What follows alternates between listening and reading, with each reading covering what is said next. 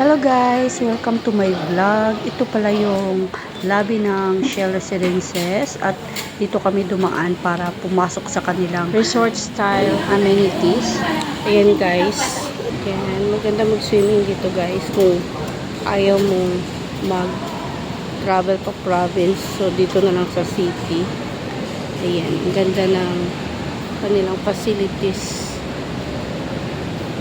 Yan, pwede na dito guys. Maganda na siya. Carry na rin. Since kung ayaw nyo mag-travel, titipid sa pamasahe. So, dito guys, pwede. Ayan. Yan ang full rules ng Shell Residences. Sa lahat ng SMDC, ganito naman ang setup ng kanilang swimming pool. Ayan. Ganda yun siya guys. Yan ang kanilang swimming pool, ang lapad guys. Kami nagsiswimming dahil hindi naman ganun kadami pero baka mamaya pang hapon since 11 o'clock pa lang ngayon guys. Ang check-in time naman is 2 PM. So yung marami pang darating yung pagdating ng hapon. Ayan guys. Ang ganda mag-relax sa city. Dito lang yan sa Shell Residences sa may MOA. Diba? Pwedeng guys mag-staycation. Hindi na kailangan pumunta ng province kung nagmamadali mag-staycation. Yung limited lang ang oras. Pwede guys. Ikutin natin to guys. Ang ganda, promise. Yan. O diba? Ang ganda tingnan. So may enjoy na yung mga chikiting dyan guys. Kahit na mga mga matatanda. Ayan. Ang adult. Pwede rin naman tingnan nyo guys. Merong personal dito guys. Malapit pa kasi sa airport to guys, kaya yan, naririnig nyo yung aeroplane. Ayan guys, ayan, pwedeng kanya-kanya kayong parang tawag niyan, para siyang kanya-kanya kayong cottage, pwede rin tawaging cottage. Ayan yan, kung family kayo, kung pag marami talaga, kanya-kanya kayo mula doon yan.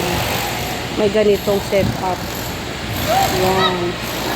Mula doon is 1, 2, 3, 4, 5. Yan. 6. Ayun pa.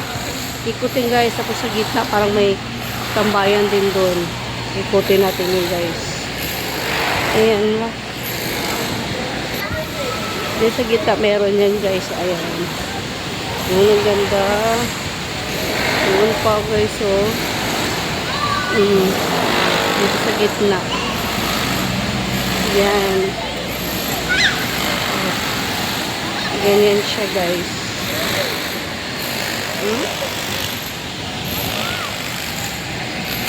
Yan. Yan, medyo may gumagawa guys, kaya medyo ingay. Ayan yung gitna niya guys. Pwede tambayan dyan. May sofa. Ito may pa-beach. Ang tawag yan? Beach chair. Yan. Yan. So, punta tayo doon guys sa kabila. Doon sa kabila. Pang bata naman yun. Pero yung ibang bata pwede dito. Yun.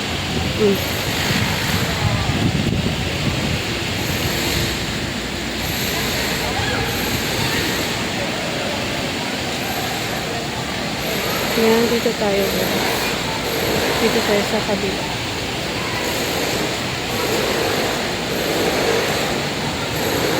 Yan.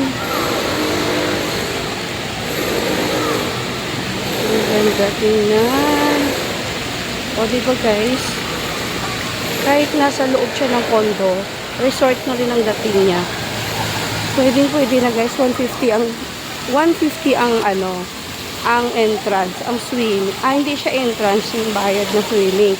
Kasi kailangan yung mag-check-in muna sa condo. Syempre parang yan na yung ginagawa ng mga mayroong condo para ma-enjoy yung facilities nila. Ayan. Ito maganda dito guys. Pambata, Instagrammable naman siya. Diba? Ang ganda guys. May enjoy niyo siya guys. Kasi may nature din siya. Meron din siyang pahalaman dyan. Patanim. Ganyan siya guys. Diba?